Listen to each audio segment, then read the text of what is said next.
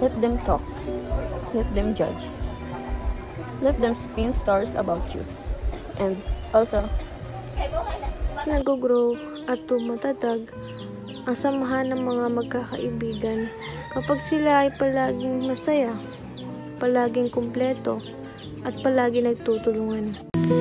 Maliit man o malaki, mahalaga ang pagtulong sa kapwa nang walang hinihinging kapalit. Kahit pagod, kahit mahirap, kahit kulang, hindi ako sumusuko dahil naniniwala akong ang edukasyon na magiging daan sa pagbabago ng ating mga buhay.